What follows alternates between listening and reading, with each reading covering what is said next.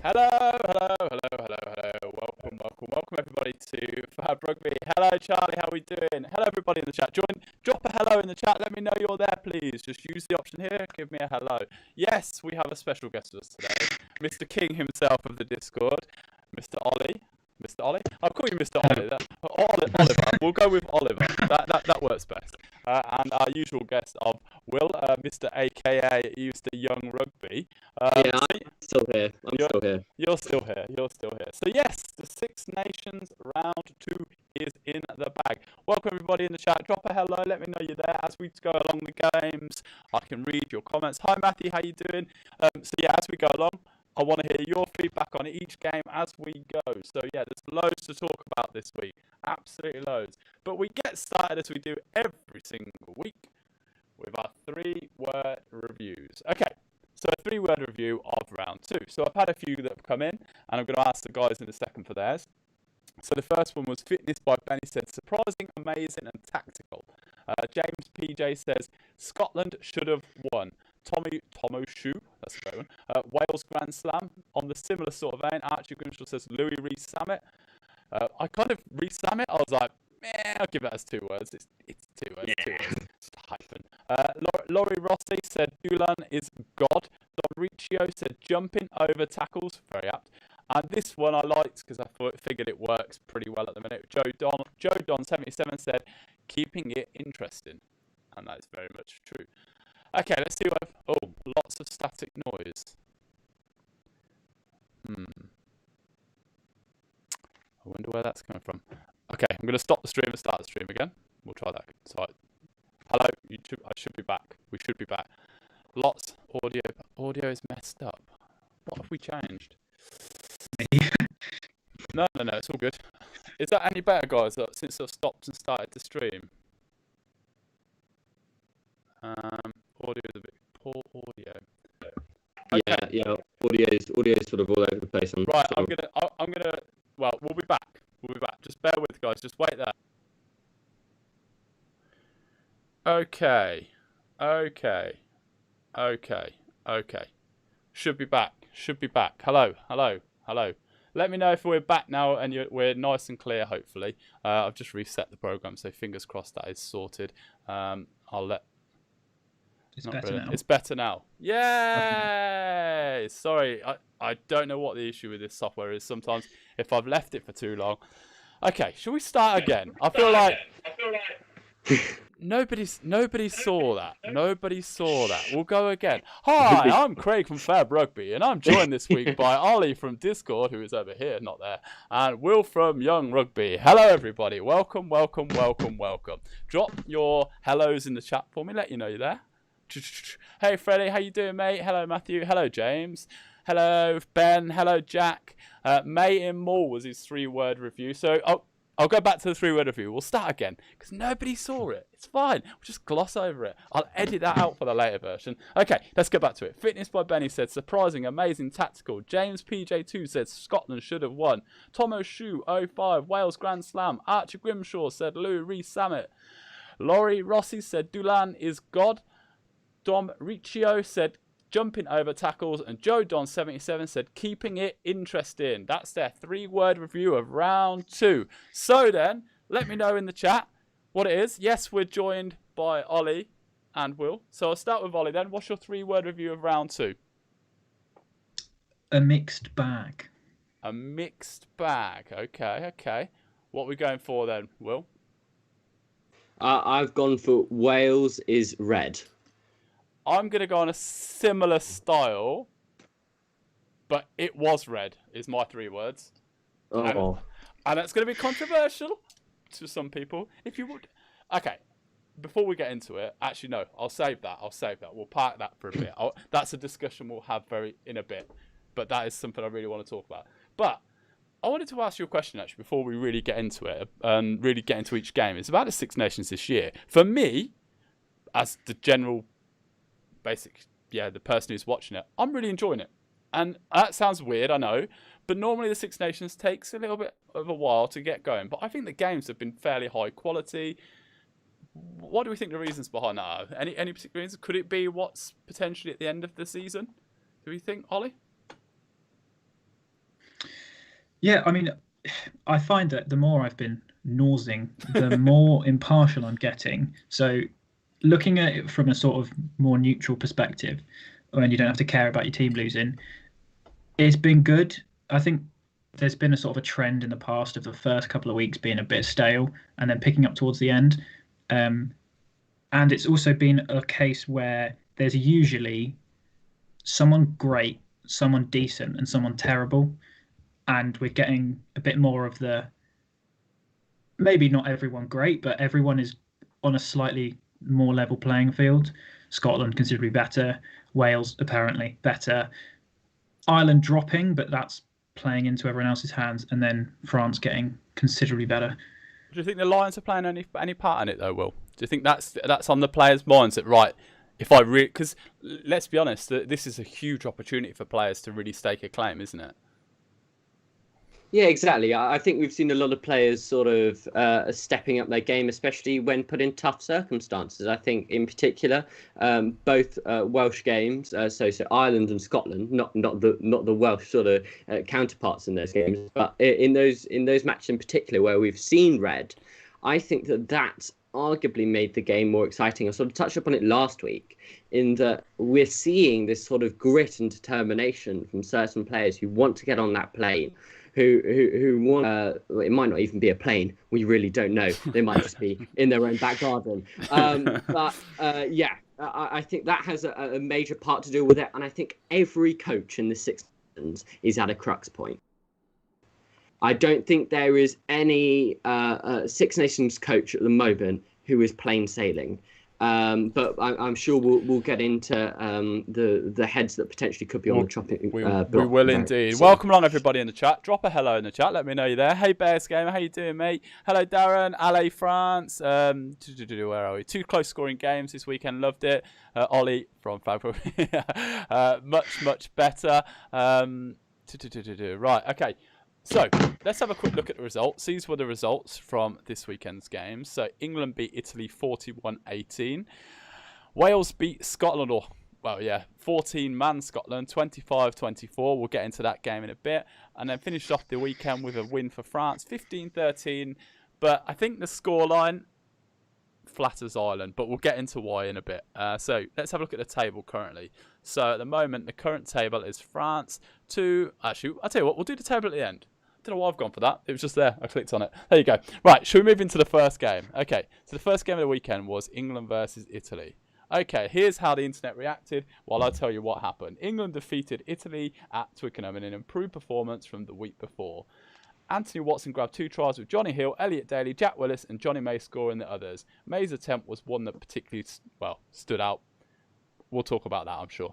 Italy scored first through Monte Ione with Tommaso Allon was grabbing Italy's other try. What else do I put? Italy really have a half-back pairing that are kind of perfect to build around with Varney and Garbisi. So, you've seen a little bit there how the internet reacted to it.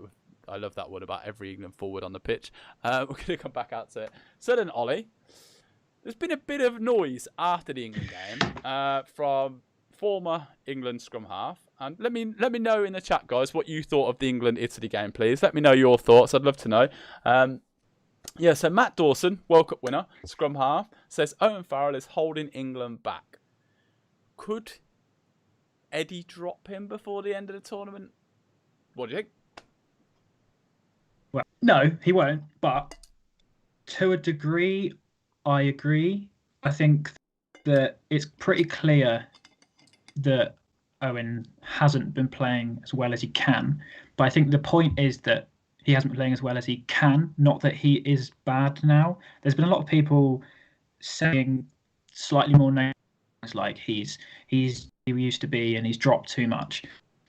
He hasn't played a competitive game since the Autumn Nations Cup final. And you think with the opportunity in these friendlies against Ealing and Doncaster, it would have been a good idea to send him back and give him some games. I mean, I would, like most people, I would like to see Marcus Smith get the opportunity, but I just don't see it happening. I mean, we've already got Umaga ahead of, and even Atkinson ahead of Smith, apparently, according to Eddie's shadow squads. So I'm not really sure it's a case of he's holding them back, but give him some time off from such a high level, and then come back to him. Absolutely. Right, let's see what everyone's saying. So Bears Gamer says England versus Wales next, so which England player is getting sent off against them? Well, it could be... Well, I'm not going to go into that one, actually. Tommy Allen has been hard done by, so he should be starting for the 10 with Garbisi getting game time off the bench, as I think Garbisi's kicking game isn't good enough yet. We'll move on to Italy in a second. James says Farrell is definitely out of form, and there's players in the 10-12 position better than him currently. I've got a question for you in a second, Will, but I just want to ask Ollie one more question. Do you think loyalty is an issue, though? Do you think he's being too loyal? Because obviously, people know you from the Discord. You're a Saracens fan. Do you think there is a level? There's been a level of too much loyalty since the World Cup final. Do you think I saw? Was it 13 out of the 15 that started in the final? I think were on the pitch against Italy. I think there's definitely a. I'm not sure it's loyalty. I think it might be a bit more trust. I mean, okay, with 13 out of 15 players who were in the World Cup final started that game. Does that not speak for itself? 13 of 15 players. But what are you going to learn against Italy? What did they? Well, sorry, Will, I will come to you in a sec, Will. Yeah, no worries. I'm just this is fun for me to just. But what do you think? What do you think he learned though? What was the where do you draw the line and say actually I think with how poor England were against Scotland, that game was. Here is my squad. Here is a game that we have to win by a lot, and if we don't win a lot, then there are serious issues. So going so badly and being so, I mean, okay, take nothing away from Scotland. They were considerably better and definitely deserved to win that. But the actual performance of the England players in that game was pretty below standard. That Italy game then became the opportunity to prove why you are our starting team. Also, though, as well, sort of on the loyalty thing, I saw Mike Brown's column in, I can't remember where he writes. He put out his story about how when he challenged Eddie about playing like boring rugby, and Eddie just offered him, and that showed a bit of that Eddie. It's quite clear that Eddie likes to be the dominant character. Yeah. And that he has his tactics. And if you don't follow his tactics, then you're not wanted. Hence why I don't think we're going to see much of a change. No, he's also got the 28 man. I don't know how strict they're keeping that. I think they're going to have to keep the clubs happy. Personally, let's see what you lot are saying. Drop your comments in the chat. I want to see what you guys are saying. James Simmer says would love to see Joe Simmons personally. Charlie says, yes, Eddie has favourites and should look to give some different players a chance. Darren says, when will Sam Simmons get his chance? 11 in 9. So 11 tries in 9 games. He's absolutely tearing up the Premiership this season. If you play fantasy, you'll know that as well. But I won't go too much into that. But he is absolutely tearing the Premiership to pieces this year. By far, like he's on course to break the record. I think it's 19 tries in a season. So he's on course to break it at the moment. So yeah, I think he's scored the most tries at this stage than anyone else. I think was another stat I saw in the Premiership. Was amazed at the selection. Yeah, this is from Matthew. Says a missed opportunity, lads, for less experienced players. Best games. Can you imagine a player getting into the England football team without playing in the Premiership for months? Wouldn't happen. Game time and form is needed. Freddie says Joe Simmons does not suit the style he wants to play. Simmons had his chance a few years ago, didn't perform particularly well, therefore Eddie won't pick him. And I think I've seen Eddie say, or that it's been taught where people have said he doesn't fit into the kind of Eddie way. Yeah, there is a break. Jack, there is a break this weekend. It comes back the following weekend. We'll go over the fixtures in a bit. So I just want to ask Will a question now. A little bit about Italy, because to be honest, I'll go back to England in a second, but I just want to talk about Italy for a sec. We saw in the round one, for me, really good attacking rugby. Wasn't clinical enough, which is why France took the chances when they did, but they showed real good promise in attack. This week, I felt like their defensive side was really impressive. Are we going to get a game from Italy, this Six Nations, where they put both of those together, and to be honest, a much needed kind of victory in that camp? What do we think of their chances for the rest of this tournament? I mean, I've sort of started to develop a little, what I'd call Japan crush over Italy. They're sort of like that team where I'm like, okay, I kind of like what you're doing here. I think a lot of people, even the England fans, when Monty Ioane went over in that corner, everyone felt a little bit sort of like, oh, that was actually quite cool. They seem to be building something. And I think the issues now, as much as we're sort of praising Stephen Varney and Paolo Garbisi, who I think in open play and their decision-making in some elements have been spot on, their issue is their kicking. We saw a lot of poorly placed and poorly timed kicks from Paolo Garbisi in particular, England, that just allowed England to sort of come on to Italy and allowed them to sort of just open a few doors. And at international level, you can't be the ones making those mistakes. You've got to be outplayed rather than letting someone play into your hand, to sort of see what I mean there. So I think that's the issue. I think the issue comes down to, I mean, we're talking about a man in Paolo Garbisi, who I'm pretty sure has now played more international games than club games. He has such little experience, but is showing such promise, is commanding the field really nicely. I think if you give him more game time and just allow him to feed off someone like Tommaso Allen and Carlo Canna, who they have at 12, and even Brex at 13, then they could create a really good sort of camaraderie between those players. And hopefully put an all-rounded world performance together before the end of the Six Nations. They're certainly showing the promise. So absolutely, I must admit I am enjoying watching Italy with what they're trying to do. I just felt like I agree with you completely. Actually, I felt like they kicked far too much this week, and they went away from what.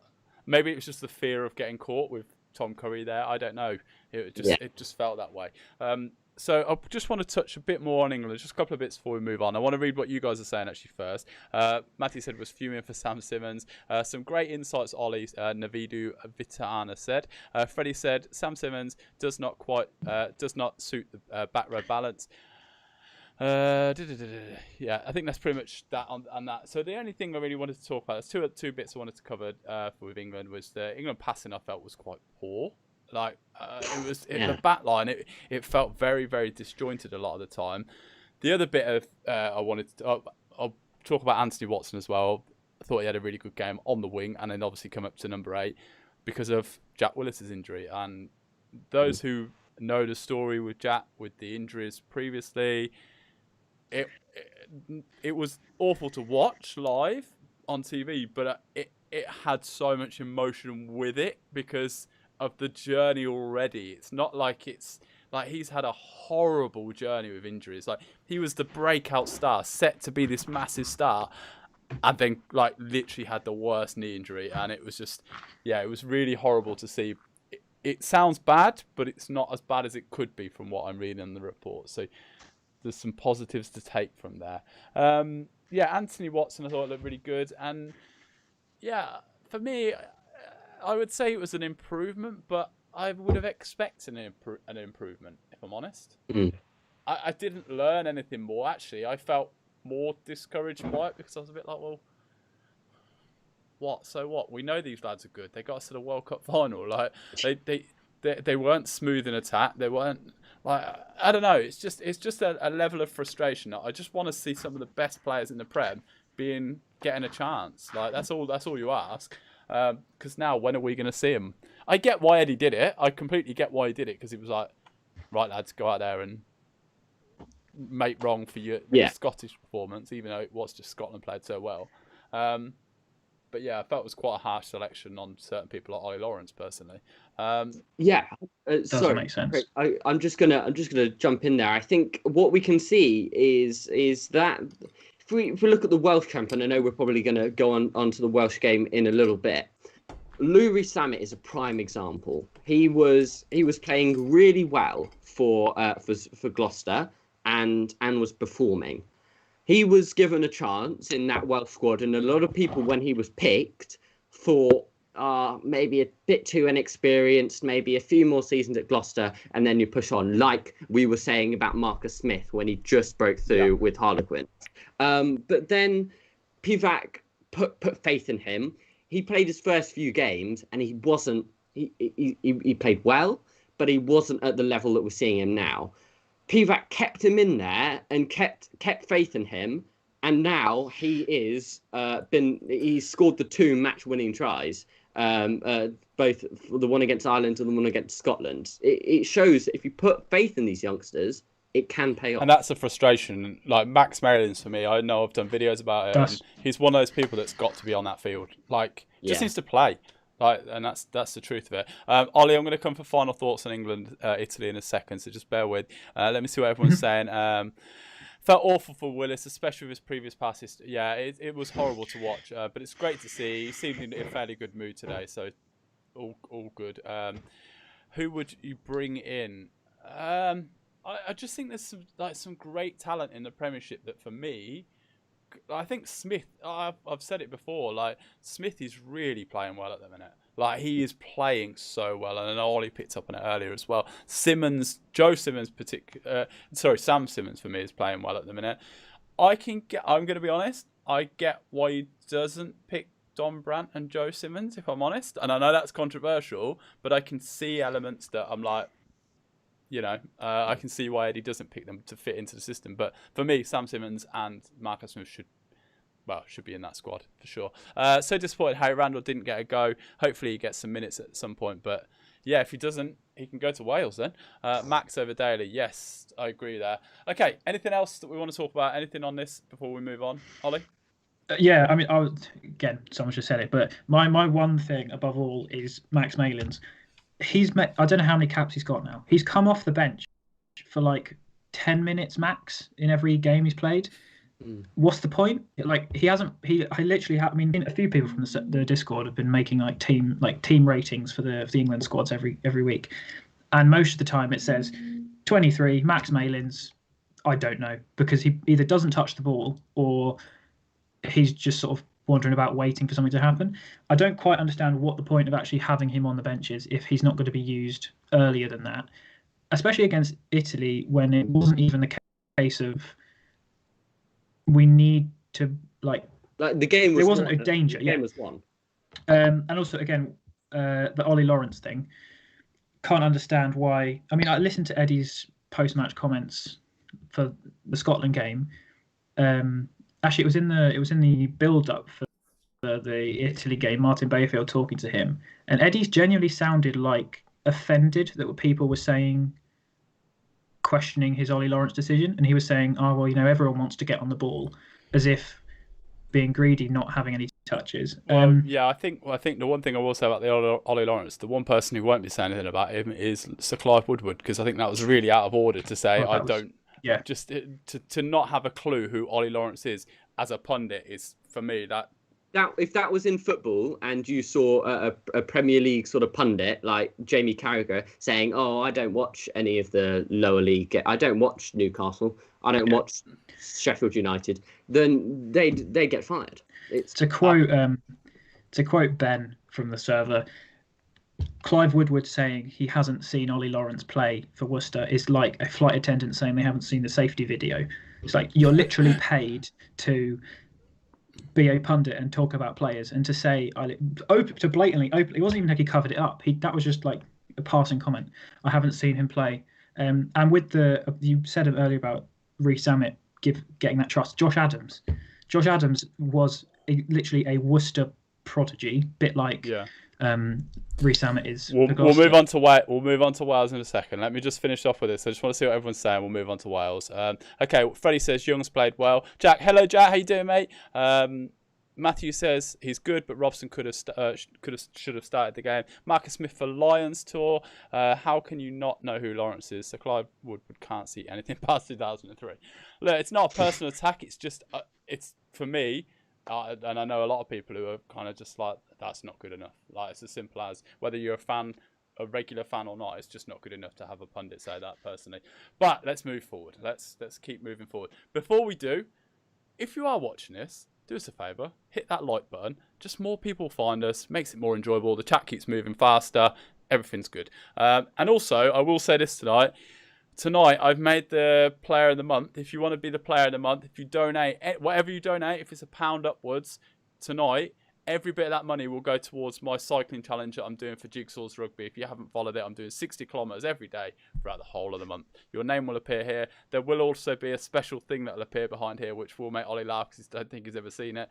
But yeah, we'll move on. Anyway. Let's move on to Scotland versus Wales, shall we? Let's have a look at the second game on Saturday. So, a real thriller at Murrayfield as Wales edge out Scotland after Sander Fagerson sees red. Stuart Hogg scored 2 tries with Darcy Graham grabbing Scotland's other with Liam Williams, Wyn Jones and 2 from Louis Samet, who scored an absolute worldie. Frantic end with Dwayne van der Merwe tackled. Actually, old school tap tackle to break him from, when he broke through in the closing minutes. For me, I described it as Wales like a cat hanging on. I don't know how they're still alive in this competition, but they're still there. But, and this is the big one on Wales, let me switch this off.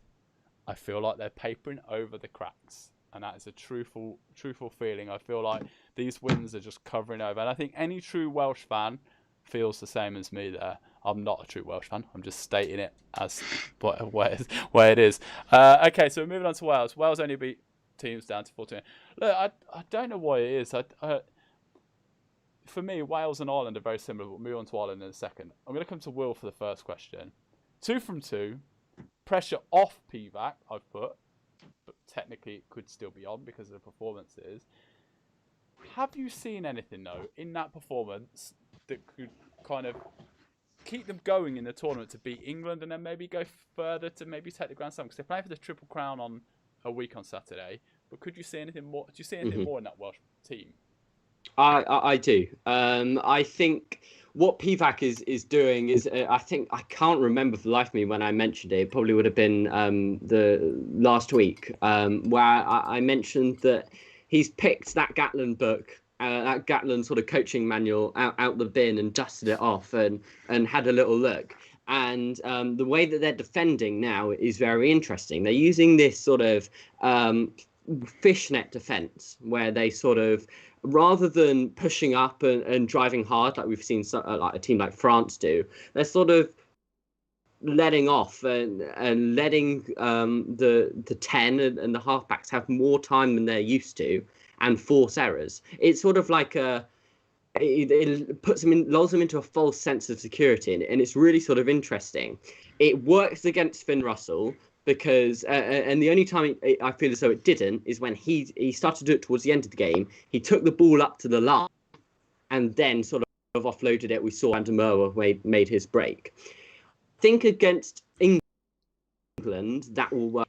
We spoke about it, how England at the moment look as though they're trying to force things. They look as though they're Youngs, Ford and Farrell are sort of spinning these passes out and sort of firing it out and sort of going all like, yeah, we're going to go score.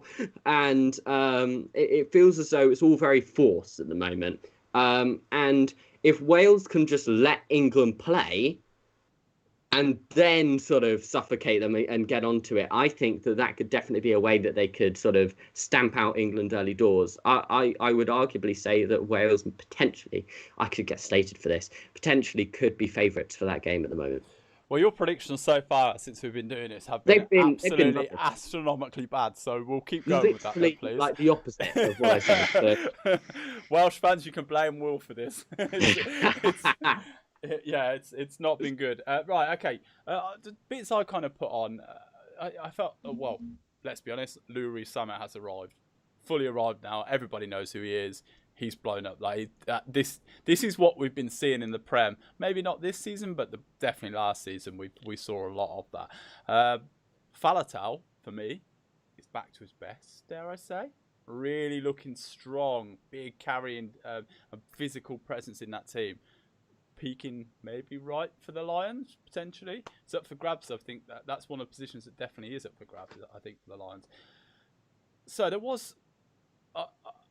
I'll come to you in a second, Ollie, but I want to talk about the red card first before we get much further along. Now, Hamish Watson. Now, guys in the chat, what do we think? Red card? Yes, no. Simple as yes, no. Let me hear what you guys are thinking. Right. Hamish Watson said post-game, that was a rubbish call, an absolutely dreadful call. He has now apologised. He has apologised. I need to add that in. He has said it was the raw emotions of it, but that's his true feeling as he saw it. Like,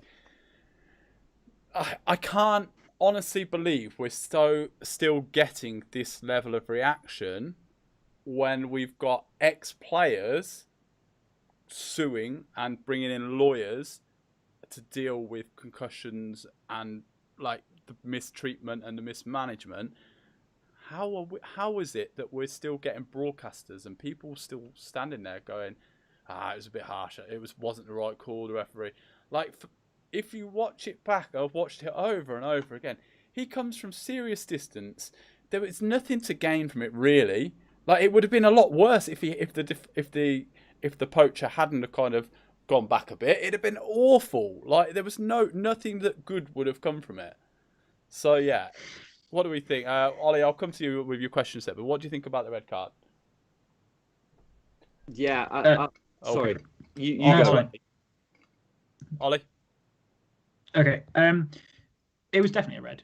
It was a red. I mean, you can argue about it all you want and go, it's a bit harsh, a bit soft. It wasn't. It was pretty hard. I don't know if it was Hamish Watson as well. Someone said, I think it might have been Hamish Watson. I think he said afterwards as well that they're not blaming Xander Ferguson for it, like, because loads of people are like, lost a game. He said it wasn't his fault. We didn't lose because of that. We'd lost already, or not that we'd lost already, but him going off wasn't the actual like catalyst. I mean, it's the same as the Omani one, really. It's dangerous. It follows I mean, there's a rule book for a reason, and they follow the laws. Contact with the head was clearly there. There was force in it, and it wasn't really necessary. It's a tucked shoulder as well. That's what it wasn't like he went in like that. It was like he actually tucked. If you looked, he's tucked his elbow in, and that's it. So, yeah, it's yeah. Can I just sort of input here? Just before you slate me, just let me right, statement. I'm getting the pitchforks. I'm sharpening them now. I'm going to make my statement, and it's going to be a shock, and then I'm going to explain why. It wasn't a red. Wait, because I don't think a red card solves this issue. I think the issue is that you can give as many red cards as you want, but that is not stopping players from doing it. That's just what's happening, because it's not like this has been going on for far longer than this Six Nations. We've seen this happen in the Premiership. We've seen this happen in the World Cup. Players are leading and charging with their shoulder into rucks recklessly.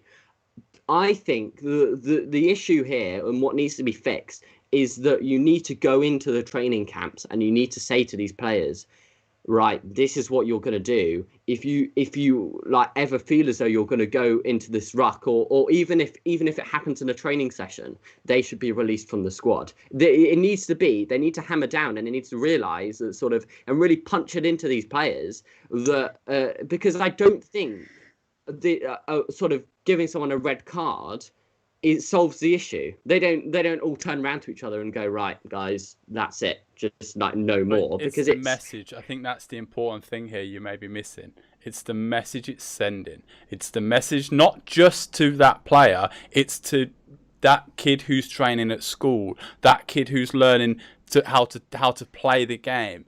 It might not necessarily be relevant, like it will deal with it now to a certain degree. But it's about I know this sounds a bit forward thinking, but it's also about the future of the game, and it's changing the technique of the players and their thought process so that they know it's already ingrained in them. It's going to be a red card. Like, I've got used to the red card situations now. Like, it doesn't bother me. Like, I'm like, before the World Cup, I remember thinking like it's going to ruin so many games. But now I'm just like, you know what? If it does, then that's their fault. That the rules are very like, since they released the framework. I know they've adjusted the framework recently. I haven't seen the updated one, but I know they have updated it.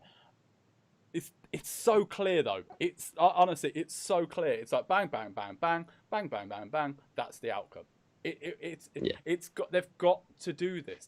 It's so important. Yeah, it's a difficult one. Let me see what everybody's saying. Falato's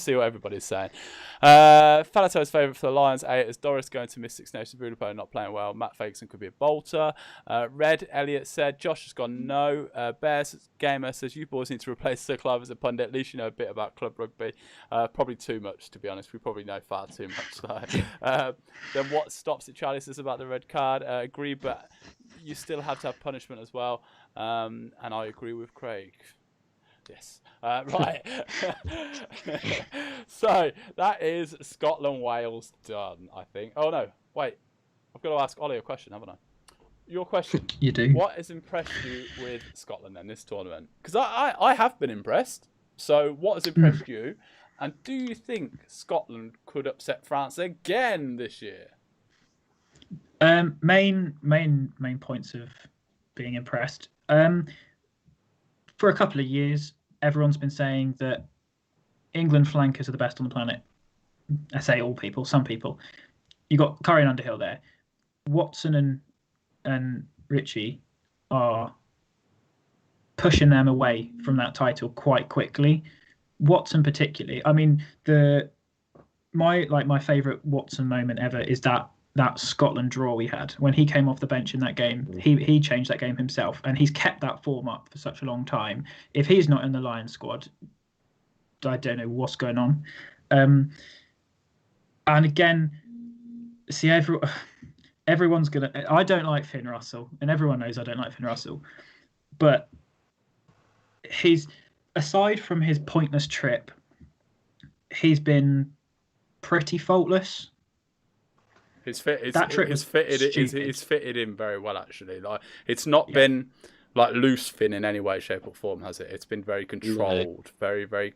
And I think that's down to Townsend, isn't it? I think that Townsend sort of like found peace with him and said, right, we're going to play a bit of your way, but you're also going to listen to me and sort of definitely tone it down. My criticism for him, when everyone started saying he needs to play in the Lions squad, my main criticism for him was that he would fling passes for no reason other than they might stick. And when you're playing for Racing and you've got a Vakatawa running alongside you, you can fling a ball as far as you want and someone's going to catch it. But when you're playing with a Scotland team who don't have that ideology, or a Lions team who won't yet have that ideology, you're just throwing random balls that Cheslin Colby's going to grab, and then you're screwed. But he's getting more and more and more controlled, and that's, I mean, I'm starting to like him and starting to want him to start at 10 for the Lions, because he's clearly, I mean, he's always had the talent and the ability. It's just about keeping his head and going, actually, you know what, if I throw this pass, it might get intercepted or it might hit the floor. I'll hold on to it and wait for a better opportunity, which he's getting a lot better at doing. Yeah, I fully agree with you. I think he's impressing me more by being a little bit more, you actually watching him play the game rather than just trying to be outrageous every time. Like, he's playing very, very well at the minute. And actually, like, if we talk just quickly about the Lions, I think Scotland have got a real shout for putting a lot of those lads in there. Like, they've got every reason for a lot of those players. Like, for me, Johnny Gray every week just delivers. Stuart Hogg at the moment is on a different planet. Like, there's some very, very good players in that Scotland team. I'd say 6 probably. There's easily, like, they should be definitely, 6 starting. They should be definitely putting their hands up, definitely, for the Six Nations. Okay, let me see what everyone's saying, and then we'll move on. Matt says, "Good evening. Come on, French." Okay, let's move on, because we're going to get to the French now, and yeah, we've covered the first 2 games, and let's move on to Ireland-France, which was on Sunday, which was here. Okay, so let me know in the chat what you thought of the Ireland-France game. It's 13-15, France won. France stay unbeaten in this year's tournament with a 15-13 win in Dublin, as just said. Charles Ollivon and Damien Penaud scored for France, with Ronan Kelleher scoring for Ireland moments after coming on. First win in Ireland for France in a decade. So, yes, there's a couple of things to talk about in this game. You can see on screen some of the bits. Sean Edwards dancing was particularly one that made me laugh. Okay, right, let me switch off from there. So, this question is straight to Ollie. We're going to go, could this tournament, though... I know you love talking about Farrell, so I thought I'd include another Farrell. So, can this tournament be the end of the other Farrell, Andy? Maybe Mark McCall? Or Leo Cullen? Could we see this be like what do we think this is his time done? I think it's going to be dependent on who he picks for the rest of the tournament and how Ireland finish it. There's the mindset with Ireland at the moment is they're losing, and that's bad. I said earlier that I personally think that this could be a really good thing for Ireland to have a terrible year. England had a horrendous 2018, and then next year massively improved. My issue with Ireland has always been, for a considerable amount of time, the halfback pairing. Not that they're bad, but that they're of an age that when they go, who is there to step up? I saw the stats on how many different halfback pairings they've had in the past sort of 10 years. And I think it's that a squad with neither Murray nor Sexton has existed between that France game and 2013 was the last time neither of them was starting. Wow. And giving someone like Billy Burns or either of the Burns, Burn or Burns, giving them the trust to just have a go. I know people are complaining that Byrne missed that kick, and that was really quite significant last week. You just can't be doing that. But giving him the ability to get experience, and then the halfbacks, giving Jameson Gibson Park a game, and I think people want to see Casey and Cooney. Cooney's a surprise because Cooney's 30, which I didn't know. I thought he was really young. Yeah, well, he had a really good season last season, and like to be honest, he should have been selected the way he tore up the Champions Cup last year. So it's quite strange that he stuck with Murray, but for me, I feel like the identity is going with Ireland. I'm not sure what is. If I'm honest, let me know in the chat. Let me know in the chat what you think of Ireland at the moment, and we'll move on to France in a second. But for me, Ireland's identity, I'm not really sure what they're trying to do. Like that, I saw Ben says scoreline flattering to Ireland, and it absolutely was. Like France, France didn't really look like they were going to lose. I know the scoreline, and Ireland could have won it at the end, but it didn't feel like that sort of game. Like when Ireland were trying to attack, they couldn't get anywhere. They just couldn't get anywhere at all. It was they kicked the ball too much, but not like Ireland of old. They weren't kicking it and competing. It was just kicking. It just felt really aimless. Like tactically, I was just a bit like, what is this Irish team now? That's if I'm honest about it. I'm going to move on to France now, and I've got a question for Will, but I just put impressive standouts for Julien Marchand, Gregory Aldry was superb, Ross Dillon, and Dupont again. Like it was handing off forwards just for bants this year. Like it's just like get out of the way, Furlong. Like he's just an absolute tank of a human being. So I've got one more thing I want to talk about this game, but I'm going to ask Will a question now: is can anybody stop France this tournament? Is there anybody that can stop them? What's been impressing you? So I have a scary thought about France, which is in both of these games that they've played, Italy especially, and most of that Ireland game, they didn't seem as though they were playing to their full intent and capacity, which scares me because they were still playing well. Especially in that Italy game, there were a lot of moments where it looked like they were sort of in autopilot. As people like Dupont and Thomas and Vincent, and then in the forwards, as you mentioned, sort of Marchand, I'd probably put Bailly in there, the loose head, and then Aldrit, Olivon, those players. They look as though they're sort of, at some points they're just not even bothered to play. It's so French, such a French thing. But they're world class. That's the thing. They are. That's the thing, and I just can't fathom how good they would be if they were properly charged up and properly came out the blocks. I think Dulin has had this sort of resurgence back into the fray, sort of knocked aside Boutier, Thomas Ramos. Sort of, he looks like he's nailed on for that shirt. I would love to see more of Carbonell.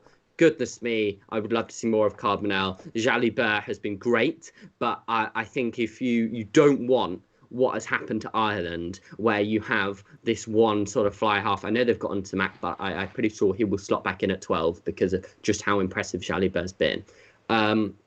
You don't want that one fly half. You need two to be fighting out against each other. Do I think they can go all the way? Absolutely. I think that the three teams that they have left to play all have their faults. And we've seen them already during the Six Nations, and if they can exploit them, very different sort of faults, but if they can exploit them individually for each game, then we could see a really impressive sort of France team going into next year. Yeah, we're certainly seeing a more rounded France this time, for sure. Yeah. We're seeing much more. And I know, Etienne, you're going to absolutely jump on me for this, but like that performance against Ireland, for me, had a real core Sean Edwards feel about it. They just didn't look like they were going to get beat. And that is, you look back at the Wales team of years ago, they just didn't look, they'd forgotten how to lose. And that's the statement that Gatland made back then. And it feels very similar to now.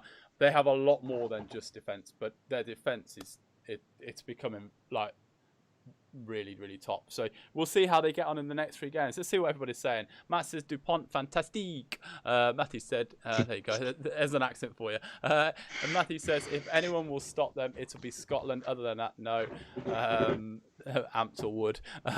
They are missing players like Ntamack and Vakitawa, saving our best performances for the last 3 games. Ben says Ross Byrne the next Ireland 10 over Burns. Billy didn't have the best game. For me, I've said it before. They've got to find a way to get Paddy Jackson back. They've got to. I'm sorry. I know that's going to upset a lot of people, but he's absolutely tearing up the Premiership at the minute. Like, he's being superb. Etienne says Carbonell hasn't been too impressive at international level yet, so when Ntamack is back, it will probably go back to 10. Ntamack and Jalabert at 12. Yeah, it's just getting the game time, isn't it, I guess? And what better opportunity than just playing? Like, that's the thing. France are trusting their players. They're trusting their players. They're responding well to things. They might have a few issues. They'll come back. They'll fix them. Like last week against Italy, I felt like they were exposed a bit on the inside. Didn't really get exposed at all this week. It was just like, right, we've solved that problem. It's like problem solving. And I think they're only going to get stronger by the end of the tournament. They're going to be a beast, an absolute beast. French won the CDM in 2023 at home. Will they win the World Cup at home in 2023? It's a long way out for predictions, but at the moment, they've definitely got to be up there for at home. They've got to be a big shout. Yeah. They've got to be a big shout. I think it definitely depends on what South Africa we see this summer. South Africa have not played a game, I'm pretty sure, since the World Cup final. Well, that's it. Everybody's going, the Saracens lads hasn't played. South African lads haven't really played either, to be fair. Okay, actually, to be fair, they have, because they're all at Sale, but you know what I mean? Like, it's all one of those. Like, okay, let's see what everyone's saying, and we'll finish off with... I've got one more thing to talk about this game, actually. Paddy Jackson is currently my favourite player in the Prem. Or Trevor Burns back to the Prem for Jackson. He's back to his best. He is playing so well. So well. The pair, Dupont, Ntamack is biggest. Right, okay. One more thing to talk about. And do you know what? It was so refreshing. Absolutely refreshing to see people be nice on a Sunday evening about a referee. After everything, it was so nice to see everybody actually going, wow, Luke Pearce, what a job he did. And rightfully so. He was absolutely superb flicking between England and French, or English and French. Just superb. Like, just the way he, like, if you've been watching the Prem, you might not have been and you're just watching this, but if you've been watching the Prem, you will know how good he is. Like, he's very different to a lot of refs because he's about speed. He wants the game played now. And for me, that's the right way to play. And I've seen people say it's too fast, but the point is it'll speed the players up. So they'll be tired more, we'll see more mistakes. I think that's the way the game's going to go. That it's about speed, trying to get speed and get the players tired more. That's what you've got to do. Any comments on that you want to say on the Ireland-France game? Anything else, guys? Get your comments in. Ireland-France, I'll read them out in a second. Final thoughts on Ireland-France? Either one of you, Ollie, go for it. It's not quite... I don't necessarily think it's a position that needs any more. Brian Byrne? What about him? Do you reckon he's... I'm not sure how old he is. He's playing well, but he's also injured now, so I don't know how long that's true. But yeah, I'm not sure how old he is. I mean, he came from Leinster to Bristol, didn't he? So I guess he's playing well in the Prem, and he hasn't... Is he playing well, though, because the system that Bristol are playing... Yeah.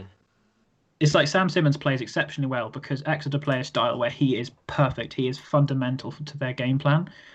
Byrne has got however many tries he's got, because they love a good maul. That's.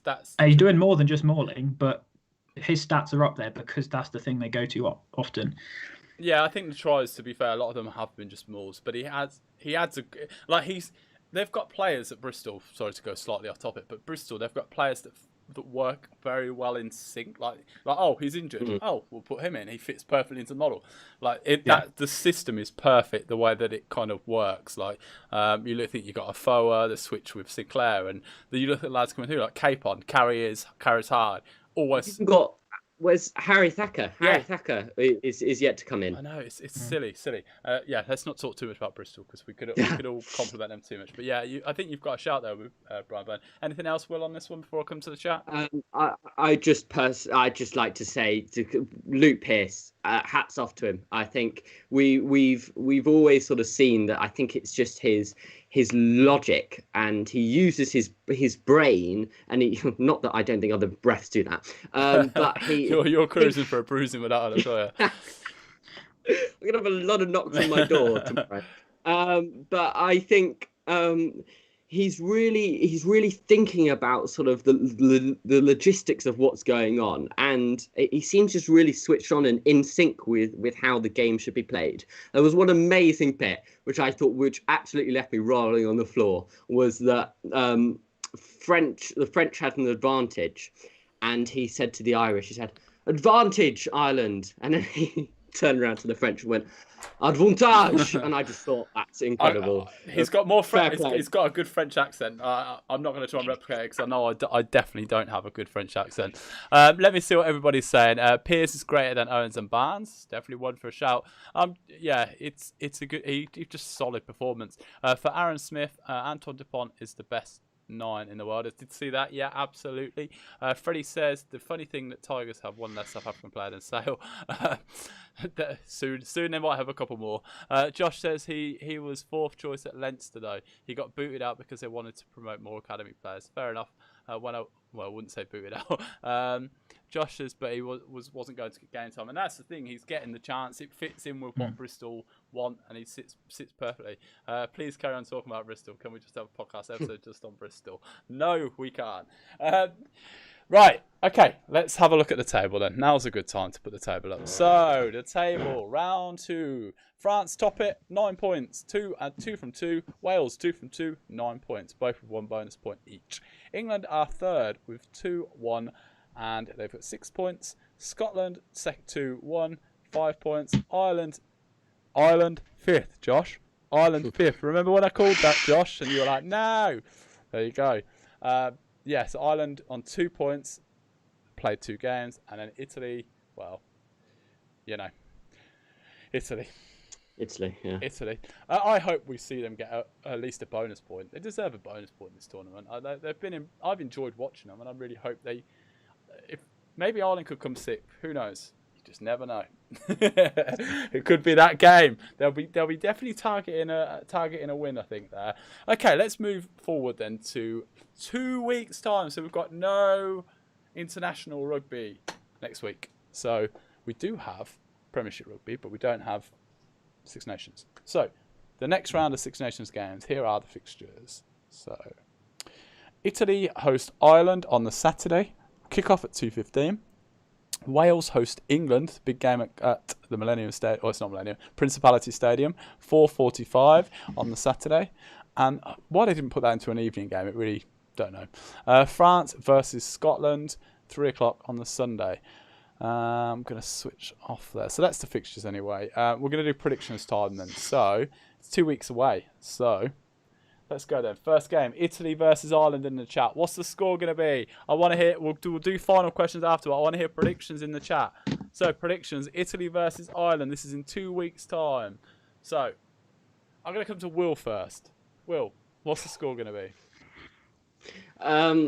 Okay, so I should point out, it's because Will has not done well with the predictions, so it's good that we get it out of the way now. So yeah.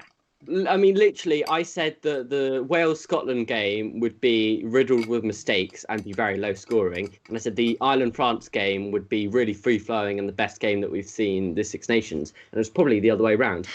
But regardless,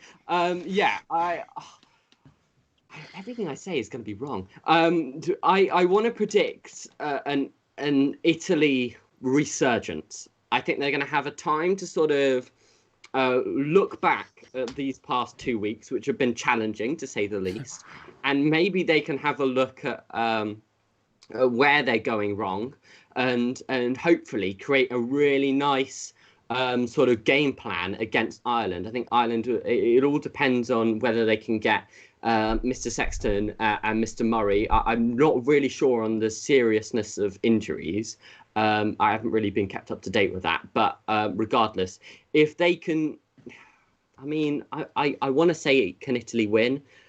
Realistically, no. So I'm going to go with Ireland. I don't think it'll be a great game. I'm going to go with Ireland 19, Italy 13. Bonus point. Okay, before I come to you, Ollie, keep thinking. I'm going to come to you.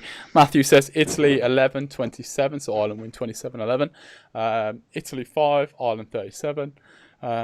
Italy 22, Ireland 17. Oh, we've got an Italy win there. Freddie's called. Italy 18, Ireland 38. Etienne's gone for. Then, Ollie, what is your score prediction for this game? It's definitely a tough one. I definitely think Italy can win, purely based off of what they've shown so far, and what Ireland maybe haven't shown so far. I can only hope, though, that if Sexton and Murray aren't back, and it's, say, Burns and Jameson Gibson Park, or Byrne and any other 9, I just hope, if that happens, that Ireland do win. Purely that if Sexton and Murray aren't there and Italy win, that will automatically be we need Sexton and Murray, and then Ireland will never develop. I reckon it's going to be 21-21. I can't call it. Oh, we've got really controversial there. Right, 21-all. Oh, Josh has gone 19-13. Is that to Italy, Josh? Surely not. You're backing your boys, surely. I'd assume you're going for Ireland. So we've got, it's a mixed bag. I'd be surprised if Italy win. Yeah. And I truthfully would be. But they've got it in them. And that's the truth of it. And the way Ireland are playing, you never know. You just never know. Anything could happen today. I'll put my predictions up another day. I'll leave that. I'll leave that for now. The fence. On the fence. Nothing like it. Right. Wales versus England then. I did see Etienne said Wales 19, England 13, but Wales to get 14 then. I thought that would be quite the irony, wouldn't it? Like going the other way. What do we think then? Wales versus England then. Ollie, I'll come to first. In the chat, let me know. On the basis that I reckon it's going to be the exact same starting 15 as the previous couple of games, I would say England. I can't see England losing based off of how little Wales have shown, with exception to Louis Rees-Zammit. If you can shut down Louis Rees-Zammit, it's Lewis, isn't it? Lewis Rees-Zammit. Lewis, yeah. Yeah, if you can shut down Lewis Rees-Zammit, I think you can shut out most of them. Yeah. Wondering whether they're going to... Is Josh Adams back yet? He was 2 games, wasn't he? So he'll be back for the next one, yeah. So I can imagine... I mean, Rees-Zammit is obviously going to be starting. They can't not have him starting. I can only assume that it's going to be Adams on the wing again. For some reason, Pivac hates Nick Tompkins. Not sure why. Admittedly, he hasn't been quite near as good as he has been for Saracens when he's playing in Wales. But I just can't... I think that with the amount of games England have been playing with the same squad, they're just going to start ticking again. Yeah. So I don't think it's going to be a huge victory. I'll probably go 22-18 England. Okay. Right, let's see what everyone's saying in the chat. Wales 16, England 19. Wales 15, England 24. Wales to win at 9-8. 1 of England and defensive bonus for Wales. Halahulu masterclass. Okay, Will, what do we think? I think that Ollie sort of made a really sort of nice point in that a lot of the X Factor players, especially in that Welsh back line, have played with these English players in the Prem. Liam Williams, Louis Rees-Zammit, Josh Adams, Nick Tompkins, Dan Biggar, Callum Sheedy. I'm probably missing someone. I might be.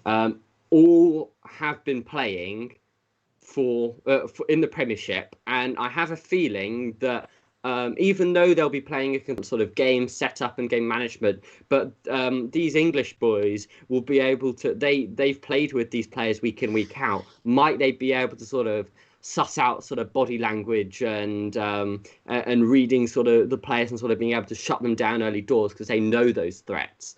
I think that I do think that England will win, but weirdly now, as an Englishman, even in a Welsh household, I still am now. I don't know why, but I'm getting angry that England are going to win, because and as an English fan, I don't think I should feel that. Because I actually don't think you're alone there, and that's being truthful here. And do you know what? I'll go back to the selection last week. I actually felt.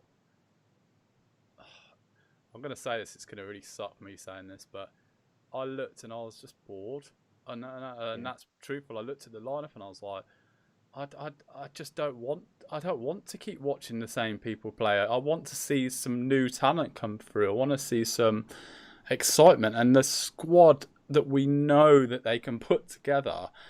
And for me, the problem stems back to the Autumn Nations Cup and the problems we saw with the kind of lack of wanting to change things up there, and it's all about winning.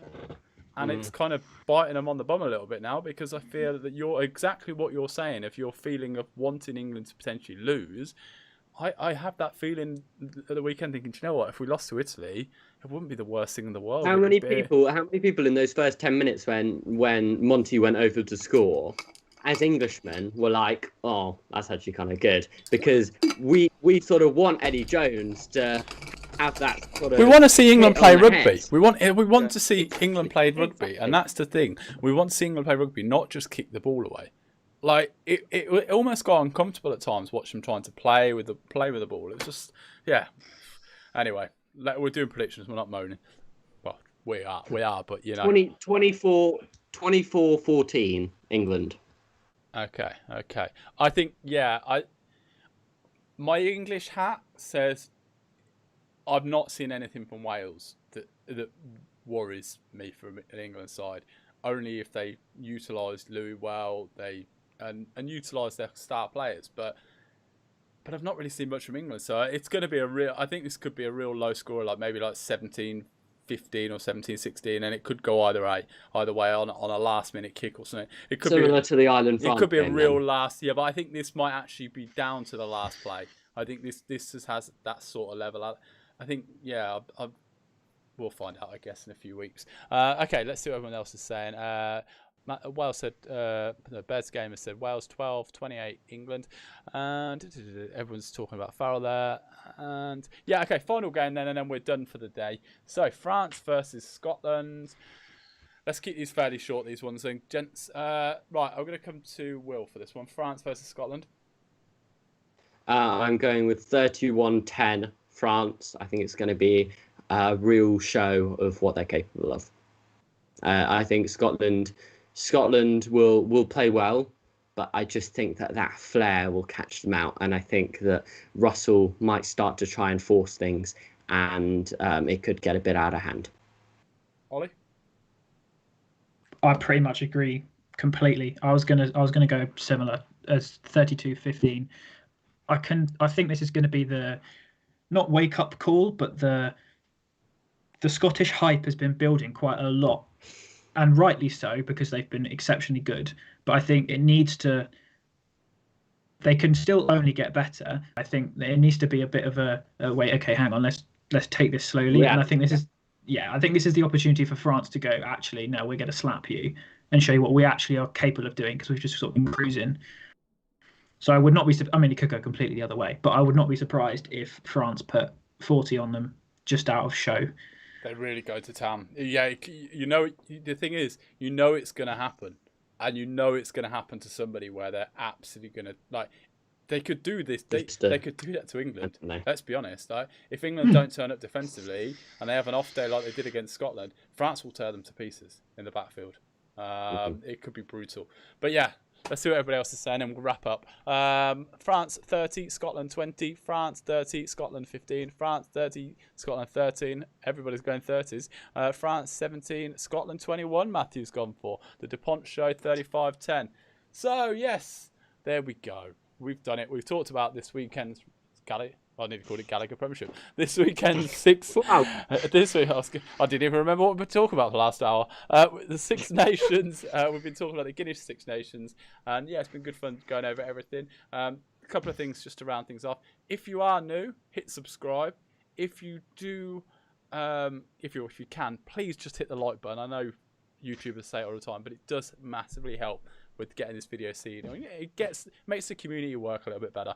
So really just hit the like button, drop a comment, say hello, let us know you're there. Yeah, that's the main bit of it. The only other thing I was going to say is I am doing a cycling challenge. If you go to Fab Craig on Instagram, you can find out a little bit more about that. It's just something I'm doing at the moment, and I'm absolutely shattered from it. Yeah, I was going to say, those legs feeling it now. Do you know what? It's the every night when I lay there and I'm like, I've got to do it all again. It honestly feels like Groundhog Day when I look at my bike every day. Like I do it, have a nice few hours, go and eat, get some food, feel great, bosh, and it's sit there at the night and I'm like it's 8 o'clock now and I'm gonna literally get home, eat dinner, and then go to bed. And I'm gonna look at the bike going, oh, I've got to see you in a few hours. It's like, oh my god.